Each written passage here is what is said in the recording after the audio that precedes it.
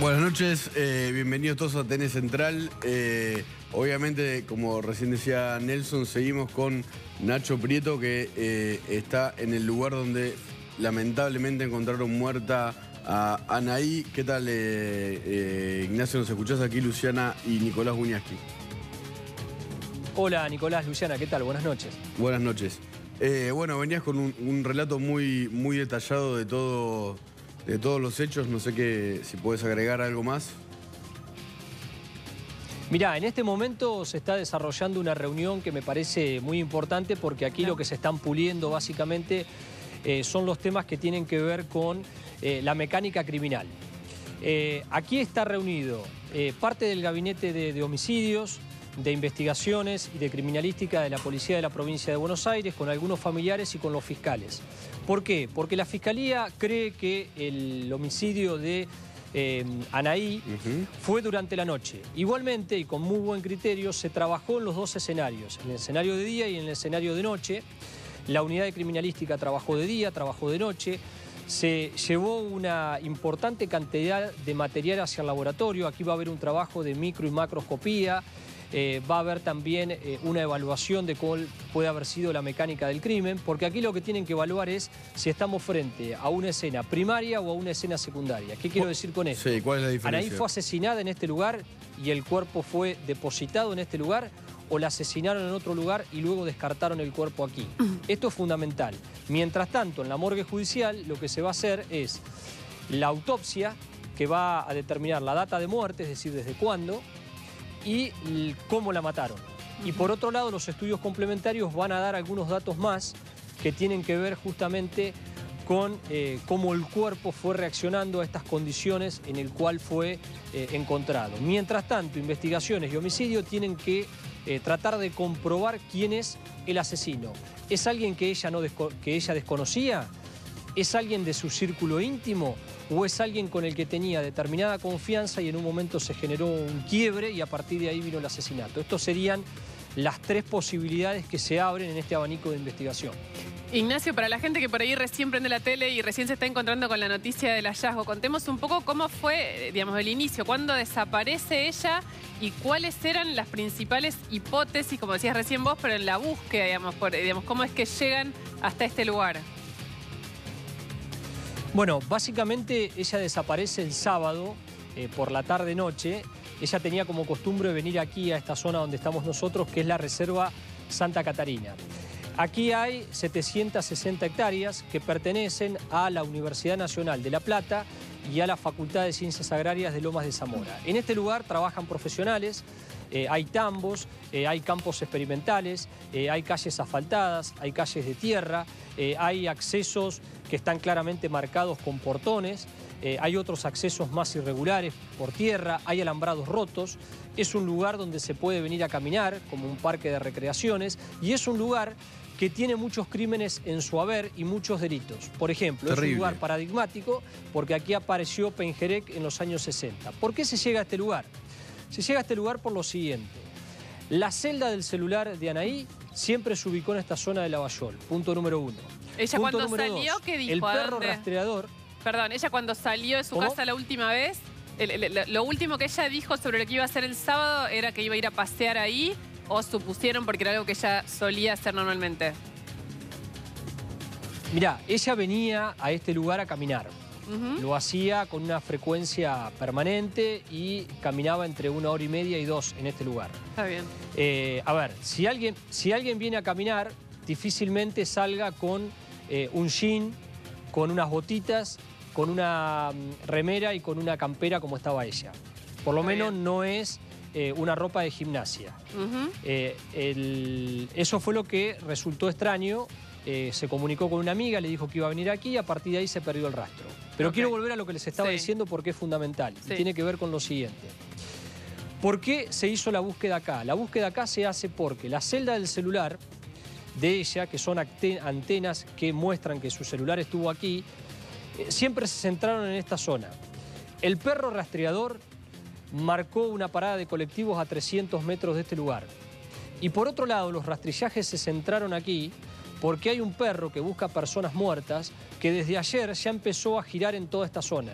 Y hoy terminó marcando un lugar específicamente, que es un lugar que está donde hay un tambo, donde hay también un potrero, donde hay un sembrado de pastura con tierra muy fácil de mover, y está cerca también de la estación del ferrocarril de Santa Catarina, que une a Edo y Temperley, que es uno de los ramales del Roca. El perro marcó ahí. Hoy nosotros colocamos un dron. El dron filmó perfectamente la escena donde estaba trabajando la unidad de criminalística, y a la observación nos damos cuenta que evidentemente entró un vehículo por ese camino de tierra, que depositaron el cuerpo, se hizo una excavación y el cuerpo estaba debajo de tierra, semicubierto, y también con algo de vegetación, con varias capas de tierra en movimiento. Por eso lo descubre el perro. Ignacio, vos estabas recién contando las hipótesis que son o lo mató alguien que la mató alguien que la conocía o no. Más allá de lo que puedas decir, seguramente tenés mucha información como siempre. ¿Hay más información sobre una de las dos hipótesis? Mirá, aquí hay una cuestión, Nicolás, que me parece muy importante marcar, que es lo siguiente. Las investigaciones criminales se desarrollan como si fueran anillos. De anillos primarios a anillos secundarios y anillos terciarios. Esta investigación tuvo una particularidad. Siempre estuvo en el anillo primario. ¿Qué quiero decir con esto? La investigación siempre estuvo centrada en la familia y en el círculo más íntimo. No se abrió más allá. Siempre estuvo cerrada aquí, y por eso la Fiscalía, con muy buen criterio, quedó a cargo una fiscalía especializada por las dudas en trata de personas, en femicidios y en búsqueda de personas. ¿Qué quiero decir con esto? La familia tuvo varias reuniones con la fiscalía, papá, mamá, hermanos, el novio y otros familiares directos. La investigación sigue ahí. Por ejemplo, el novio es uno de los sospechosos. Lógicamente. Ese es un dato el novio importante. Es uno de los sospechosos. ¿Y esto, el novio es uno de los sospechosos. ¿Y esto por alguna razón concreta, algún indicio, algún episodio que ella había vivido últimamente? A ver, hay una cuestión que parece extraño y que tiene que ver con los tiempos. Miren, el cuerpo de la chica estaba mal enterrado, estaba de costado y aparentemente se había utilizado una pala. Sí. El cuerpo tiene una data de muerte de 48 horas y puede tener un enterramiento de 36. ¿Qué significa esto? Ustedes calculen que ella desaparece el sábado a la noche. Sí. Si vamos a estos datos, que se pueden corregir porque en la data de muerte y en las evaluaciones que hacen los científicos especializados en medicina legal y forense, puede haber corrimientos hacia atrás o hacia adelante, depende de las condiciones climáticas, de la humedad, si el cuerpo está sometido a la tierra, de los cambios de temperatura, etc. Por eso hago esta salvedad. Por ahora la data de muerte que tenemos es de 48 horas y el enterramiento de 36. Sí. ¿Cuál es la pregunta que nos podemos hacer inmediatamente? Es, ¿qué pasó desde el sábado a la noche hasta que el cuerpo fue dejado aquí? Porque hay varios días abiertos. Sí. Y ahí vuelvo a lo que planteaba muy bien Nicolás. Acá que estamos frente a un desconocido que interceptó a la chica, la mantuvo secuestrada, la asesinó y la depositó aquí. Estamos frente a alguien muy conocido que estuvo con ella durante un tiempo y en un momento decidió asesinarla. O estamos frente a alguien que había planeado, por ejemplo, una fuga con ella. Estamos frente a tres escenarios que justamente lo que se está evaluando aquí con investigaciones, con homicidios y también con la unidad de criminalística. Sí. Es como que está todavía todo muy abierto. Todo abierto. Ahora, Ignacio, supongo que a esta altura, porque más allá de la búsqueda, que en principio en una situación como esta era naturalmente el objetivo principal, también los fiscales y los investigadores trabajaron mucho sobre por qué, con quién, digamos, sobre el vínculo de ella con el novio. ¿Había algún antecedente? ¿La familia sospechaba de él por alguna razón concreta? ¿Era una relación nociva? ¿Había algo que pudiera indicar que él sea un sospechoso? No, la verdad que no. La verdad que no, Eugenia, no, la verdad que no. Para nada. Para nada, no hay nada porque el novio salía hacía muy poquito con ella. Ah, era una relación creo que son 2 meses que salía. Es una relación nueva. Sí llamó la atención a los investigadores una nota que hizo Mariana ayer a la tarde aquí en el canal, donde bueno, el novio dio como mucha definición de la ropa que ella tenía, hasta de unas botas que ella tenía, porque hoy el cuerpo estaba con una remera, que es justamente la remera que se señalaba en esa nota, se la pudo descubrir por un aro y también por unas zapatillas de color verde tipo botitas. Estamos viendo eso, bueno, en la pantalla, esta partida, estamos viendo al novio de Anaí. Ignacio, por lo que vos siempre, bueno, sos como un experto en estos casos, cómo estaba enterrado el cuerpo da a entender que hay un profesional o alguien que más o menos sabía cómo hacerlo, o es una cuestión que a simple vista ya parece improvisada. Mirá, eso es muy importante, Nicolás, y es una de las cosas que se va a evaluar. Eso lo hace básicamente el criminalista. Yo te diría, y no creo equivocarme, que estamos frente a un asesino desorganizado. ¿Por qué? Por cómo fue encontrado el cuerpo. El cuerpo estaba colocado de manera lateral, estaba mal enterrado y estaba muy cerca del camino. Es decir, no estamos frente a un profesional, a un asesino organizado que sabe manipular un cuerpo y que por lo tanto no solamente lo manipula, ejecuta el crimen y luego lo oculta. Aquí estamos frente a alguien que evidentemente tuvo una situación, una crisis, decidió asesinar a la chica y la depositó en este lugar. Y me tomo un poco de lo que hemos recogido durante toda la tarde de los que trabajan aquí. Sí. No cualquiera entra a este lugar, No cualquiera entra a este lugar. Hay que tener conocimiento para entrar a este lugar, llegar a donde se llegó. Con una pala, un lugar donde se pueda cavar, ¿no? Me imagino. Sí. Sí, acá estamos frente a alguien que o la conocía mucho Anaí o no la conocía. Y conocía el lugar. Y decidió, bueno, conocía el lugar. Yo estoy seguro te diría que conocía el lugar, porque si no conoces acá, no podés entrar, te perdés, hay varias salidas, es un lugar muy grande, tiene mucha vegetación, hay gente trabajando en el interior, hay gente que vive también aquí en el interior, por eso la División de Investigaciones hoy caminó durante todo el día y todavía está adentro, porque hay gente que vive, hay gente que trabaja para la Universidad Nacional de La Plata y para la Facultad de Agronomía de Lomas de Zamora, que vive con su familia aquí adentro, hay profesionales, hay campos experimentales aquí. Y no se sabe todavía si alguien escuchó algo. Eso también es importante. Y estamos frente a ¿qué? A un escenario primario de la muerte, es decir, vino alguien en un vehículo aquí y la asesinó en este lugar y dejó el cuerpo en este lugar. Eso podría haber producido gritos, una pelea. Y lo trasladaron aquí. Claro, y lo importante es saber si alguien puede dar una precisión de un auto, una camioneta, alguien caminando, si por ejemplo el crimen se cometió de noche, si vio alguna luz extraña. Bueno, todo eso se tiene que evaluar. Porque, a ver, yo si estuviera realmente en la investigación tampoco descartaría que el asesino pueda ser alguien que trabaje dentro de este lugar, por la manera en la que se desarrolló todo. Pero sí, evidentemente, el que entró acá algo conocía, porque si no, no podés entrar. Es muy extraño un lugar, es muy difícil, es muy inhóspito. Ignacio, unas preguntas más, gran trabajo desde ahí. Según tu experiencia y tal vez tu información, que el asesino no sea un profesional por cómo dejó el cuerpo, ¿eso produce pruebas? ¿Podría haber producido pruebas en su contra? Y si sabés si las hay. Sí. Sí, mirá, generalmente cuando... a ver, en todos los asesinatos hay un principio básico que es el principio de transferencia. ¿Qué significa esto? El criminal, el que asesina, el que comete un delito, descarga parte de su genética en la víctima. Y la víctima, si se defiende, descarga parte de su genética en el criminal.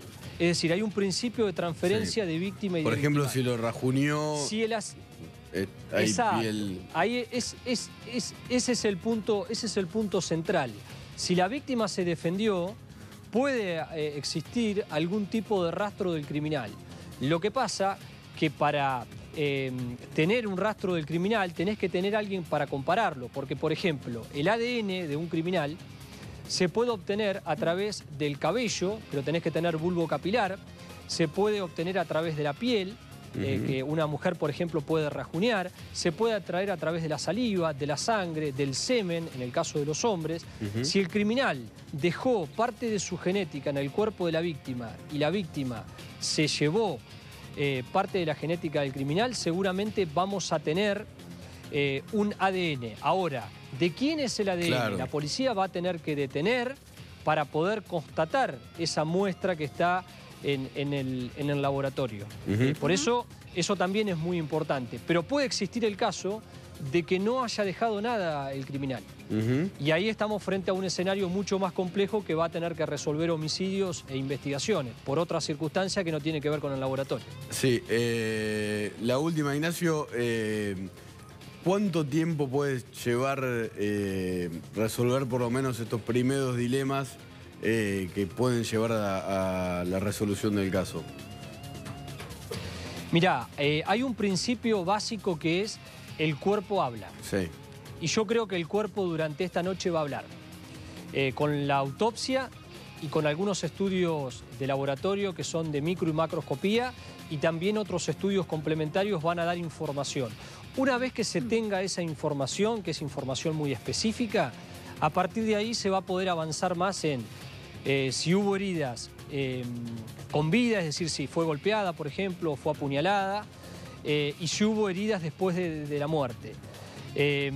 Y por otro lado también se va a poder avanzar para saber frente a qué tipo de patrón criminal estamos. Estamos frente a un criminal que viola y mata, estamos frente a un criminal que mata, estamos frente a un criminal que apuñala, estamos frente a un criminal que, por ejemplo, genera estrangulamiento, estamos frente a un criminal que estrangula y asfixia. Es decir, a partir de ahí vamos a poder tener algunos datos más, por eso lo que va a suceder durante toda esta madrugada y mañana me parece trascendental, aunque hay algunos datos del laboratorio que por una cuestión lógica duran varios días y otros varias semanas. O sea, estamos en horas decisivas en las que incluso podría tal vez haber alguna detención, como vos decías, de este círculo que se está investigando para cotejar el ADN.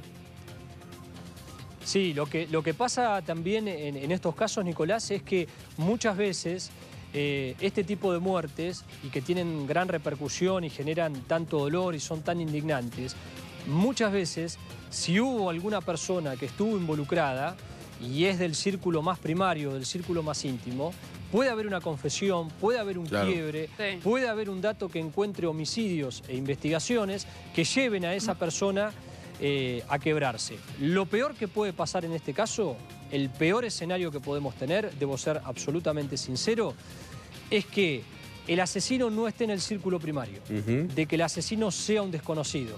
Ahí sí estamos frente a un problema, ahí sí habrá que recurrir al laboratorio, ahí sí habrá que recurrir a investigaciones y ahí sí va a ser más difícil acercarnos a la verdad. Lo básico en este tipo de investigación es el tiempo, porque el tiempo que pasa es la verdad que huye. Lo dijo el padre de la criminalística, Lockhart, y no se equivocó. Ahí está todo, por eso, cuanto más achiquemos los tiempos en cuanto a los estudios, es fundamental, porque el tiempo que pasa va a generar mayores problemas para la investigación. Por eso esos tiempos hay que acortarlos y esta noche y lo que va a salir del laboratorio es fundamental. Sí, no, sobre todo porque, como decías vos, digamos, el cuerpo que habla, hay determinadas, eso confirmámelo vos, pero características que pueden salir de la autopsia que pueden mostrar si fue un crimen pasional. Si fue un crimen pasional ya, digamos, los indicios se van acotando, y también, obviamente, el autor sabe que fue él y la aparición del cuerpo hace saber al asesino que va a haber más información sobre las condiciones y ese tiempo es el que vos decís que es precioso para que el autor de este crimen espantoso tenga tiempo de escaparse o de buscar una salida. Sí, totalmente, porque además hay condiciones, por eso yo les digo que es un asesino desorganizado. ¿Por qué? Porque hay condiciones que tienen que ver con el cuerpo propiamente dicho, que los cuerpos se manifiestan depende de la superficie donde son depositados. Por ejemplo, un cuerpo que está al aire libre, como yo estoy en este momento, los cuerpos se descomponen entre las 24 y las 36 horas. Si yo dejo un cuerpo al aire libre, el cuerpo lógicamente se va a descomponer mucho más rápido por las condiciones del clima, depende de si hace frío, calor, humedad, etc. Pero los cuerpos al aire libre se conservan prácticamente una semana. Los cuerpos en el agua tienen una conservación de 2 semanas, aunque el proceso se desarrolla. Pero un cuerpo en tierra, como es este caso, los cuerpos se conservan más. Hay cuerpos que se conservan hasta 8 semanas. Entonces, este cuerpo estaba en tierra, este cuerpo estaba mal enterrado, pero estaba en tierra. Entonces, se ha conservado muy bien, que es la información que nosotros hemos obtenido. Entonces, al haberse conservado muy bien, le va a permitir a los científicos, y aquí hay mucha gente que trabaja muy bien, van a poder sacar elementos muy importantes. Por eso, bueno, les decía que los estudios del laboratorio y los complementarios, a partir de ahora, además de la autopsia, que es el estudio básico, nos van a dar información. Ignacio González Prieto, impecable, muchísimas gracias. Gran trabajo desde Lavallol. Gracias, muchas gracias, Nicolás. Gracias.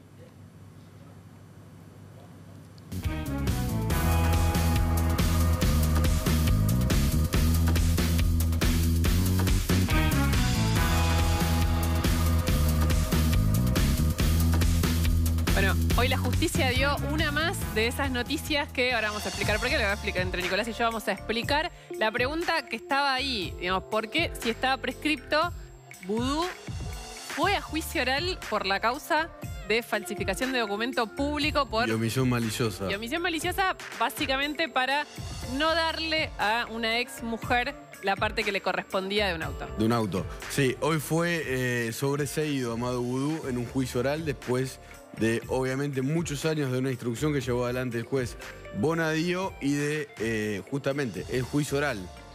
¿Quiénes votaron a favor de Amado Vudú? Sobreseído no significa inocente. No, para nada, no. Se va a apelar. Sí, les explico algo. Prescripto no significa inocente, ¿está bien? Cuando una causa se sobresee por prescripción, porque sobrecimiento uno enseguida piensa, bueno, listo, no hay prueba en tu contra, está sobreseído, que es lo normal. Pero también hay un sobreseimiento por prescripción, que la prescripción es cuando se pasan los plazos procesales que corresponden para acusar a una persona. Ahora, ¿cuál es el caso en este tema? Toda la investigación que terminó hace relativamente poco, se elevó a juicio, ya había discutido el tema de la prescripción. Ni siquiera Vudú planteó en el juicio que estaba prescripto, porque este tema ya había sido saldado y explicado en la primera etapa de investigación de este caso. Sin embargo, los jueces del tribunal, que hoy solo dijeron que lo sobreseían por prescripción, pero los argumentos los van a dar más adelante, dijeron que no, que en realidad está prescrito. Dijeron que no. El caso empieza en el juzgado de Bonadío. Vudú ahí sí pide la prescripción, Bonadío dice que no, va a la cámara dice que no, o sea, un juez, 2 camaristas ya dijeron que no, y el fallo de hoy de la prescripción no fue unánime, hay otro juez que dice que no. Y la fiscal del caso que pidió 3 años de suspenso para Amado Vudú, o sea, hay 2 jueces que dijeron esta cuestión está prescripta. ¿Quiénes son? Grunberg y Michelini. Son de justicia legítima. El tercer juez que votó en diciembre se llama Vega, Emanuel Vega. ¿Cuál es el caso? Amado Vudú admitió en este juicio que los papeles de un Honda modelo 93 que él tuvo desde que se casó con su primera y única mujer, Daniela Andriolo, eran falsos. Lo admitió. Él le echó la culpa a los gestores que hicieron este trámite. Que también fueron absueltos por prescripción porque no había otro modo de explicar cómo en un juicio con tantas pruebas se lo podía sobreseer de otro modo. Entonces eligieron la prescripción que, según la frase del abogado de la primera ex mujer de Vudú, es un disparate. Un disparate, dijo. Lo mismo, de modo más sutil, dijo la fiscal del caso Escandura, que dijo fue inesperado. ¿Por qué? Porque hubo un juicio oral y el propio Vudú admitió en el juicio que los papeles eran truchos. ¿Qué papeles eran truchos del Honda CRX del Sol 93? La firma de Vudú en el 08. La firma del escribano en el 08. La firma, el número del motor del auto. Se había fundido y lo habían puesto todo, era trucho. La firma, el sello. La verificación policial. Y un papel más que tenía que ver con el cambio de jurisdicción del auto, que también era trucho y donde también había un domicilio trucho. Este auto, Vudú lo había escrito, así como lo acabo de contar, o sea, de un Todo modo trucho. completamente trucho, Sí. en una dirección donde hay solamente una pared cerca del riachuelo. Vudú en el juicio, cuando la fiscal y obviamente la gente que lo estaba acusando le enumera todo esto, Ujú. Vudú dice, bueno, fue culpa de los gestores. Yo le di todo a los gestores y a mi ex mujer, que fue un gesto, digamos, polémico, ¿no? Que Sí. metió a su ex mujer en este lío, Agustina Seguín, no la ex esposa, esa es otra. Ahora, la fiscal Escandura estuvo muy bien cuando le dijo, pero señor vicepresidente, ¿no le parece que durante 10 años, o sea, no es evidente que durante 10 años usted no pagó ninguna patente, ni el seguro, ni las multas, ni nada de este auto? Y Vudú respondió, debo admitir que ha sido mucho tiempo. ¿Por qué este juicio no corresponde a la prescripción según los juristas, abogados y jueces involucrados en esta causa que consultamos, salvo los defensores de Vudú, que son Jacobo Grossman y Magram, Y los dos jueces del tribunal ex oral. socios de Raúl Zaffaroni? ¿Por qué no corresponde a la prescripción? Porque cuando todo esto ocurrió, la jefa del registro del automotor que denunció el caso y Vudú eran funcionarios públicos. Y eso lo que hace es frena los plazos de prescripción de las causas. Por Sí. eso, este hecho es realmente viejo y fue en 2002, pero hasta que esto llegó a juicio, durante gran parte de este lapso, él fue funcionario público. En el 2002, inicio Amado de la- Vudú era funcionario público. Así es.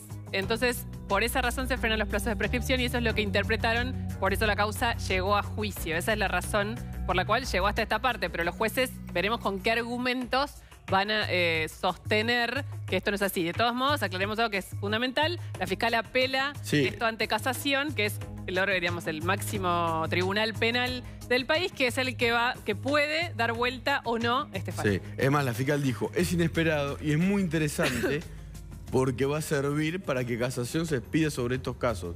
¿Por qué? Hay temor en tribunales de que esta misma jurisprudencia, digámoslo así, de la prescripción, se utilice, por ejemplo, en el juicio oral por el dólar futuro de No, pero Cristina es que- Kirchner.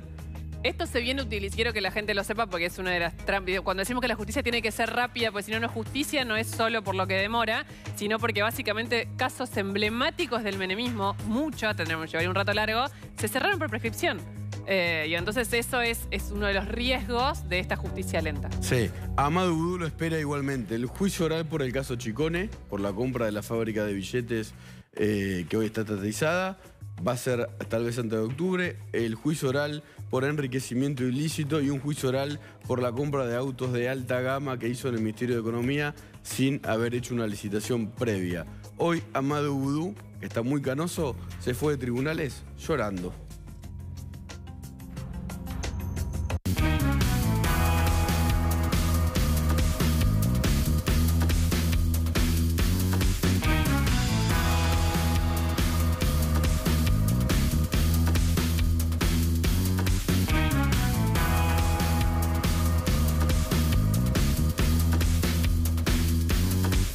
Bueno, hoy se atacó la casa de Chubut, lo hizo un grupo de mapuches que tienen antecedentes de violencia. Ahora vamos a hablar con Nacho Otero para que nos explique quiénes son la RAM, la Resistencia Ancestral Mapuche. Yo quiero aclarar una cuestión que se está difundiendo sobre el tema. Según varios medios, hay un mapuche que estaría desaparecido. La familia de esta persona dice que no es mapuche, que es turista, que no tiene nada que ver, que llegó al Bolsón hoy o ayer, que se involucró en un piquete donde hay 2 gendarmes que terminaron heridos y que él no tiene nada que ver con la RAM, porque hay mucha gente que está diciendo hay un mapuche desaparecido después de una represión. Pero vamos con Nacho Otero para que nos explique qué es la Resistencia Ancestral Mapuche. Hola, Nacho. ¿Qué tal, Nico? ¿Cómo estás, Luciana? Buenas noches. A ver, según el mismo líder, o por lo menos al que identifican hasta ahora como el líder visible de la RAM, que es Facundo Jones Guala, la RAM es como una especie de comandos especiales, estoy citándolo, textualmente a él, él dice fuerzas especiales del reclamo mapuche.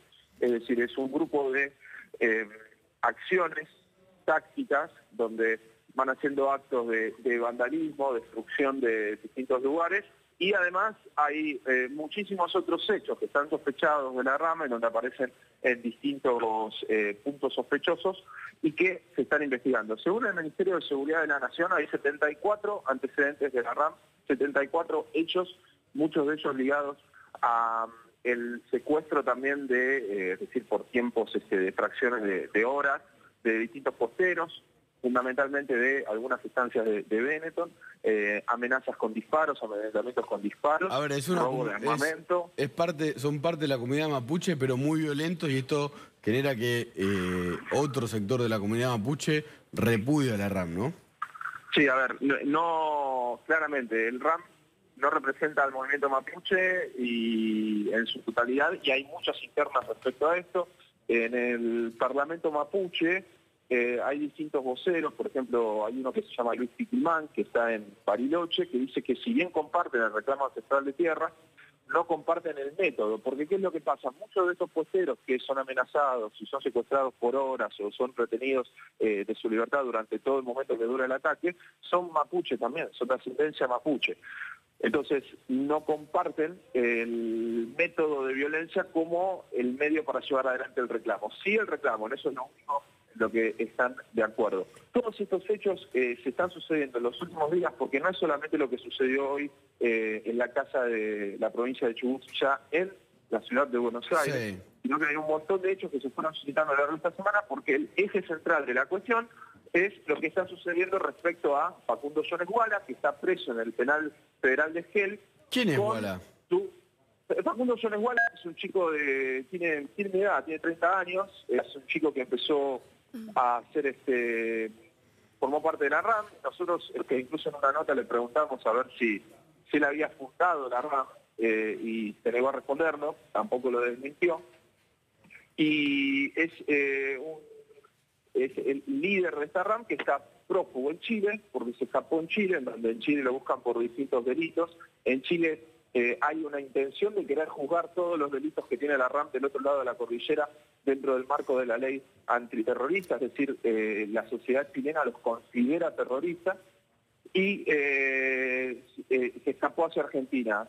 Finalmente fue detenido en Argentina. La última noticia tiene que ver con que la Corte Suprema de Justicia dio por inválido el juicio de extradición que había hecho el juez Otranto de la localidad de Esquel, y indica al juez que está subrogando ahora en Bariloche hacer un nuevo juicio de extradición. Todo esto es lo que está poniendo nervioso a la RAM, porque Facundo Jones Guala no quiere ser extraditado a Chile. Y eso hace que estos hechos, que fueron varios que fueron sucediendo esta semana, vayan subiendo en el nivel de violencia. Sí. Primero, lo último que tiene que ver con lo que sucedió en la casa de la provincia de Chubut. Pero antes de esto, aproximadamente para el 31 de agosto, fueron distintos hechos que fueron sucediendo a lo largo de la Ruta 40, en el tramo que une el Maitén con Esquel, en la provincia de Chubut, en donde ya directamente empezaron a atacar a la gente que pasaba por la Ruta 40. Si quieren podemos compartir un testimonio de una mujer que iba por la Ruta 40 y que le atacaron el auto directamente, que no tenía ningún tipo de vinculación ni con la estancia de Benetton ni con ninguna otra cosa que ellos identifican como el enemigo. Dale, lo vemos, esto es material que va a formar parte de un informe de PPT el domingo que hizo Ignacio Otero desde el lugar de los hechos. La ruta camino a Esquel. Quiero que me cuentes qué te sucedió. Nada, quisimos pasar y ellos vinieron acá a amenazarnos. Me quisieron pegar. Son muchos, nos amenazaron de muerte. No sé, yo estoy muy asustada. Mira cómo me dejaron el auto. Así no se puede. Esto pasó el 31 del 7 de 2017. Son esos, sí. Están haciendo reclamo de liberación de Gualas, ¿no? Nos dijeron que nosotros no podíamos pasar porque ellos están reclamando que liberen a su líder, su jefe, no sé cómo lo llamarán. Que esa es su forma de protesta, que nos tenemos que respetar, pero mira cómo nos respetan ellos.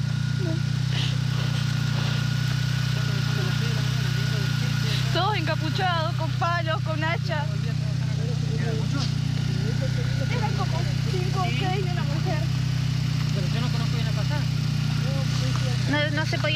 perjudicar a las personas. No.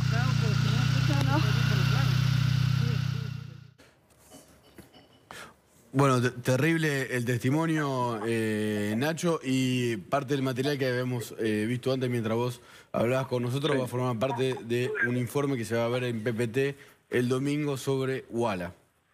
Sí, a ver, nosotros lo entrevistamos a Wala dentro de la cárcel de Esquel. Son impactantes algunas definiciones que da respecto a cómo convalida directamente la lucha armada bajo la justificación de que fue el Estado argentino quien convalidó textualmente todos los métodos de lucha, así lo dice él. Ellos admiten que tienen poder de fuego, lo que dicen es que no tienen el mismo poder de fuego del Estado, claramente, ¿no? Pero admiten que tienen calibre 22, admiten que tienen rifles. Un grupo armado. Sí.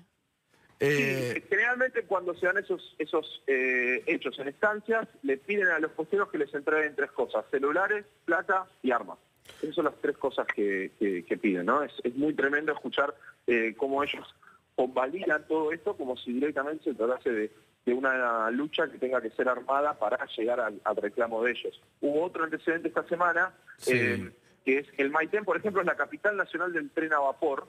Sigue funcionando un tren a vapor que se llama la Trochita, y hay una estación histórica que es prácticamente una estación museo, o sea, de una importancia tremenda para toda la cultura argentina, especialmente también para la cultura del lugar, y la prendieron fuego. Quedó lo estamos viendo algunas imágenes, pero te queremos ver el domingo en PPT con todo esto. Bueno, así será. Gracias, Nacho.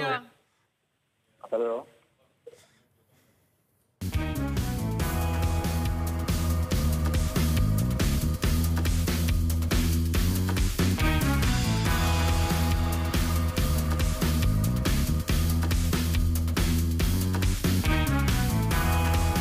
Franco Mercurielli es una persona seria, es divertida pero seria. Pero antes de que empiecen, ¿qué tal?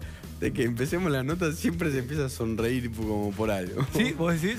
Sí. Bueno, me gustan estas historias de campaña trucha. Ya conocimos el tambero, ¿se acuerdan? Era ex intendente K y que lo visitaron como si fuera un damnificado. Sí. O el taxista, ¿no? Descamisado, ¿se acuerdan? Que Mar del Plata, Cristina, emocionó todo. Muy apenado. Sí. Bueno, Unidad Ciudadana lo usa en varios spots. Van a ver el spot de campaña que vamos a poner al aire ahora, muy cortito, que tiene que ver con Federico Achava, que va como candidato a concejal, es concejal y va como candidato a concejal en Pilar, y utiliza justamente a una vecina, en este caso, para hablar de lo que le vino en la boleta de luz. Escúchala. A ver. Mi nombre es Viviana Escobedo, soy del barrio Los Cachorros. Tengo un problema con el asunto de las boletas a la luz. Estaba pagando de 100 pesos y la última boleta que me vino, 8.000 pesos. Lo único que tengo es un poquito, la heladera, la tele y el lavarropa. Y me mandaron, fui a hacer un montón de reclamos por todos lados y no tengo solución. En estas elecciones, el mensaje es tu voto. Unidad Ciudadana, la voz de la mayoría. Lista 4. Cristina, senadora. Federico Achava, el concejal.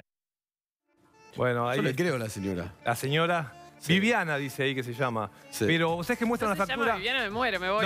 No sé si se llama Viviana. Lo que sé es que la factura que mostró, la tengo acá, no es la de Viviana. Es otro nombre que no lo vamos a dar para recordarla. Se llama Hugo Albert, no damos el apellido, no vive donde ellos dicen. Pero además lo más importante es esto. Es verdad que dice 8.000 pesos, pero ¿sabes cuál es el problema? Que no paga desde julio del año pasado. Y en realidad le viene 8.000 pesos porque no paga la factura, no porque le costó ese mes 8.000 pesos. La acumulación de la deuda, vos decís. De julio ahora, no, yo digo no, lo dice la factura, lo dice la factura de Enor. muy clarita. Bien además clarito. Que no es de esta persona. ¿Cómo se llama el señor? Achával. A Federico Achával. Sí, Federico Achával es el candidato. Sí. Achával renuncia. La factura dice exactamente saldo pendiente 6.900 pesos. Eso es lo que debe. Claro, no paga desde julio. No, pero ni siquiera la señora Achával renuncia o paga esta deuda. Le vino, te voy a decir exactamente cuánto en el mes. 522 pesos le vino más impuestos. Eso es lo que tiene que pagar no es poco, igual Hugo Albert, que no es Viviana, además. No, pero acá entonces están... Pero es un escándalo.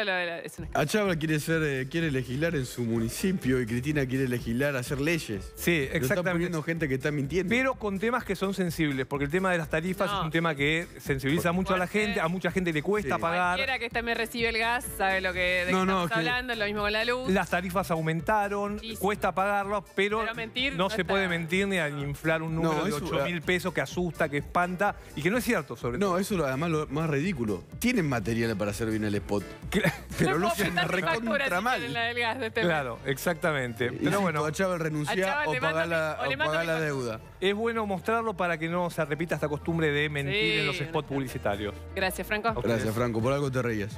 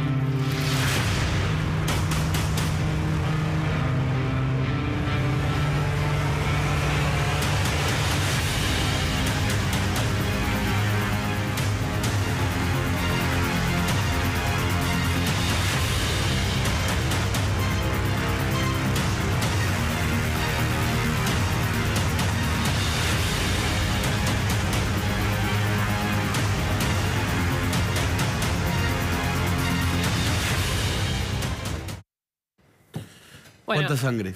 Sí, impresionante el libro. Estamos acá con Hernán Lascano y Germán de los Santos. Este es el libro que ellos escribieron, es la historia, a ver si ahora me tomo la cámara, es la historia de Los Monos, la banda que se hizo tristemente famosa en Rosario por desatar una guerra narco. Recién ahí pusimos, pero no sé, una ínfima cantidad de ejemplos. No sé dónde Sí, pero hay uno que es único en democracia, que es una balacera a un gobernador en ejercicio.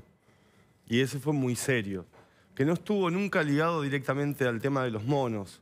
Pero bueno, nunca tampoco se supo bien quién fue. Ese es el problema también. Sí, peor todavía. Peor porque justamente lo que genera es una idea de impunidad y de incertidumbre que alimenta, digamos, de una manera muy fuerte las sospechas hacia la autoridad pública, ¿no? Exactamente. Entonces, digamos, me parece, o lo que vemos en el libro, es que, digamos, todos los hechos que tienen que ver con la reciente narcocriminalidad de Rosario están justamente bajo esa atmósfera de hechos no esclarecidos que contribuyen a volver todo más raro. Usted vive, me imagino, hace muchísimos años en Rosario, incluso tal vez nacieron ahí, yo no sé. ¿Cuándo notaron que la cosa había cambiado? Desde hace bastante tiempo. Los monos empiezan a aparecer en las noticias separadas de los diarios en los policiales a fines de los 90. Pero ellos tienen, a partir de la muerte del pájaro cantero y con una seguidilla de muertes muy terribles, digamos, en plena calle, a la luz del día, que eso genera por primera vez que un grupo narcocriminal genere, primero, conmover al poder, porque lo pone contra las cuerdas, y generar en la opinión pública algo así como el terror. Básicamente son, nosotros lo contamos ahí en el libro, cuando van a matar al dueño de ese boliche que se mostraba recién en las imágenes, dentro de los tribunales. O sea, dentro de los tribunales. El señor va a declarar como testigo y lo están siguiendo adentro de los pasillos de tribunales. Y lo terminan matando cuando va llegando a su casa. El que incluso le pasa información de dónde fueron los disparos es un policía. Una cosa que hay que ver como para interpretar, digamos, el crecimiento de este grupo es que el proceso delictivo que los transforma a ellos en narcotraficantes tiene varias etapas. La primera es una etapa que surge hacia fines de los 90, en un momento de gran desempleo, donde en Rosario cierran los talleres metalúrgicos, los talleres de industria textil. y se genera una gran pobreza en la zona sur, en la zona donde ellos predominan, Barrio Las Flores, cercano a donde está el casino de Rosario hoy, que digamos implica un contraste realmente muy vívido para quienes hoy viajan a Rosario. Sí, que o una convivencia, tal vez. Exactamente, sí. También uno puede sospechar. Y lo que sí hay es que ellos sufren un crecimiento desde un delito, digamos, más precario, que tenía que ver con robos, con cobros de peajes a repartidores, con extorsiones a pequeñas bandas, con usurpaciones, hacia la consolidación como grupo de venta de estupefacientes al narcomenudeo, ¿no? Y esto es algo general, algo que no solamente pasa en Rosario y que tiene que ver con el cambio del patrón de comercialización y de producción, el pasaje de la compra en básicamente la frontera de la cocaína terminada al establecimiento de cocinas de cocaína, que lo que produce es dos efectos: un abaratamiento muy grande de la mercadería y una superproducción, ¿no? ¿Y ellos también son como los inventores, o por lo menos los que consolidan como un método de venta que casi de una multinacional o de un comercio, que son los búnker? Claro, eso es un fenómeno bien local y bien por ahí de que lo desarrollan los monos. Si querés explicar qué es un búnker. Claro, un búnker es una especie de casilla blindada, que eso tiene que ver también porque era para resguardarse del ataque de las otras bandas. No de la policía. No de la policía, no, al contrario, porque eso era como lo contrario a lo que es la venta de drogas, que es básicamente una actividad clandestina. Esto estaba fijo a la vista de todos y a la vista de la propia policía. Ahí trabajaban menores de edad en condiciones tremendas, que pasaban por una ventanita la dosis y recibían el dinero. Dinero que entraba 24 horas y que se convirtieron después en millonarios gracias a ese sistema de ventas. Dinero que después terminó acumulado en departamentos en el centro de Rosario, digo. Además, lo singular de esta especie de, digamos, unidad comercial es que los monos acatan de una manera muy escrupulosa todos los procesos de gestión comercial de una empresa legal, ¿no? Es significativo, por ejemplo, en escuchas que están contenidas en el libro, como uno de los líderes, Monchi Cantero, esto a manera de curiosidad, pero viendo cómo, digamos, el trabajo es puntilloso, se queja porque descubre que uno de los vendedores dentro de los búnkeres abre esta unidad a las 12 del mediodía. Entonces le recrimina muy fuertemente el hecho de que él tiene que abrir a las 9 porque esto es un trabajo. Exactamente. Y bueno, y también lo sugestivo es, digamos, es imposible pensar que la policía no esté involucrada por la apabullante visibilidad que tienen en Rosario los búnkeres en ese momento, donde, bueno, en el momento en que interviene Berni, ustedes recordarán, en ese momento viceministro de Seguridad, es en el año 2014, con sí, digamos, interviene sobre 67 búnkeres, pero lo sorprendente es que estuvieran funcionando, ¿no? Sí. Eran más de 67. Sí, claro. ¿Los monos son un cártel de drogas? Porque no se los puede comparar también con organizaciones internacionales que son más sofisticadas, que manejan otro tipo de estructura. Esto era una banda muy fuerte, que tenía base territorial sobre todo, y que usaba la violencia en función del negocio también. Esa violencia que se ve en torno a los crímenes que van cometiendo, que no son casualidades, sobre todo. Nosotros ahí contamos en el libro que ese mismo día que están velando el cuerpo del pájaro Cantero, que era el líder de los monos asesinados, se está tramando la venganza. O sea, era pensado. El padrino. Esto, claro.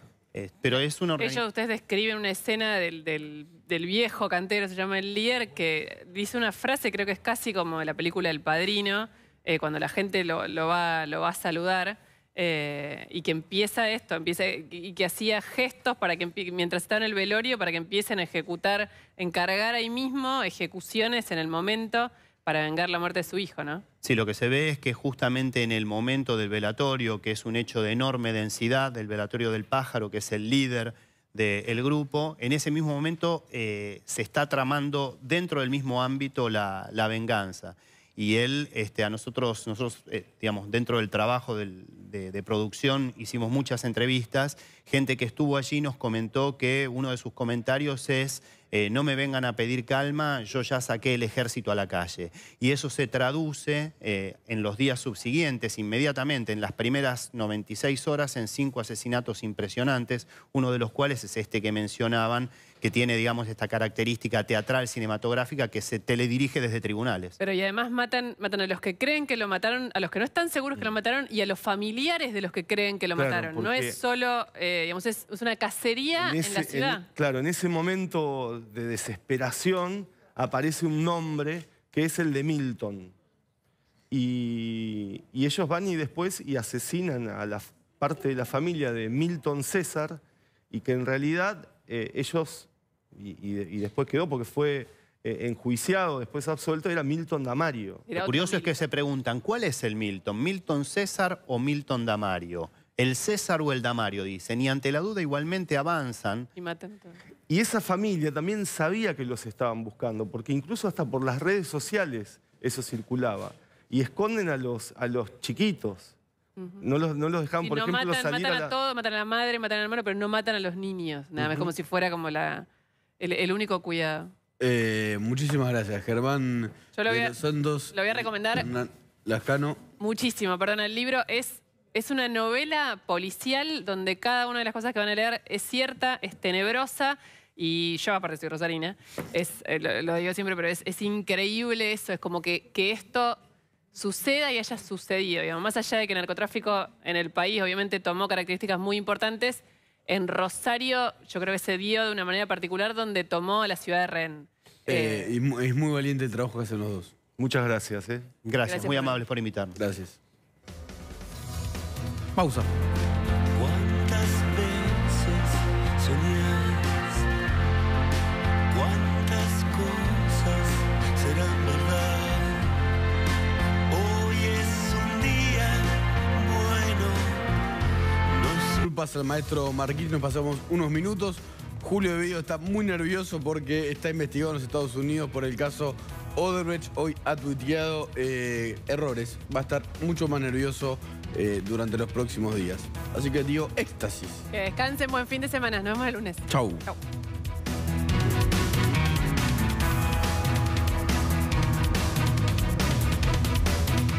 Ya sabes que mañana no vas a usar el paraguas ni el piloto.